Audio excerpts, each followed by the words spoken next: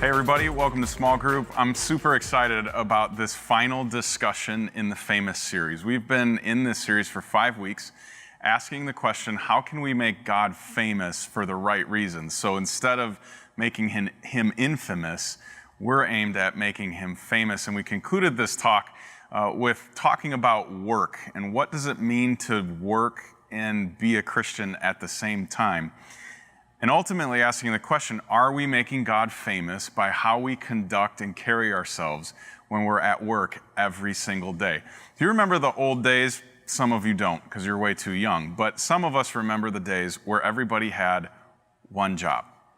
You started your career out of college or even out of high school, and you had that job over the course of your life until you retired. Nowadays, it's way different, isn't it? People are doing a job for a little while, and then they move on to a different job and a different job. And it's not even that they're doing the same job in different places. Some are changing careers entirely. And I'm convinced it's not just a generational thing.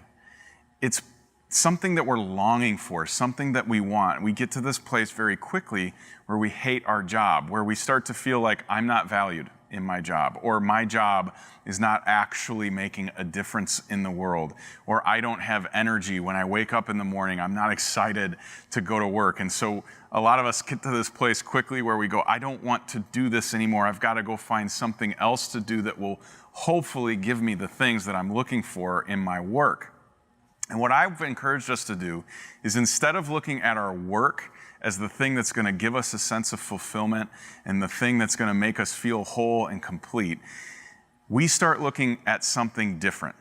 And when we looked at this passage from Colossians on Sunday, Paul encourages us to do everything, including obeying our bosses, as if they were God himself.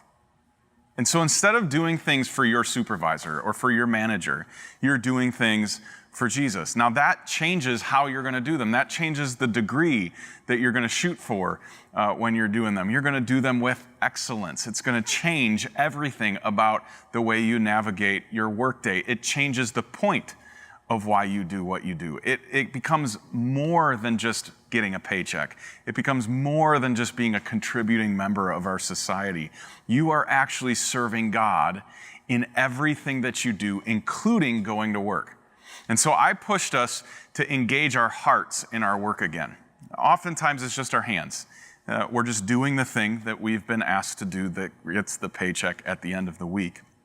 But what does it look like for our hearts to be a part of the equation? Now, Paul encourages us in both Colossians and Ephesians to work with sincerity of heart. And this speaks to the integrity of who we are, that all of our heart should be a part of our work, that we should engage our very self into it. You could argue that the translation should be that our soul, that we should actually work with our soul invested in what we're doing. And we talked about the entirety of our heart. So not just the substance of our heart, but the quantity of it. So not just part of it, not half-heartedly, but wholeheartedly is what Paul said. So all of it should be involved, not here, there, and everywhere, but really focused on what God's given us to do for work. And then finally, a word that I've never used before, avidity. We need to give avidity of heart. In other words, be avid, enthusiastic, excited about what we're doing. Let our hearts beat faster. That will bring a sense of meaning to our work. When we see our boss as God, and not just the person in the meeting that's telling us what to do, but God himself, it allows us to engage our heart. And when our hearts are engaged, it changes everything. We don't just show up to work, we're engaged in what we're doing at work. So I've given you some great questions to wrestle through together. I hope that that's fruitful discussion and helpful discussion. But overall, over the last 5 weeks, I hope that everything we've been talking about has helped you identify some simple and practical ways that you can make God famous. Have a great time tonight.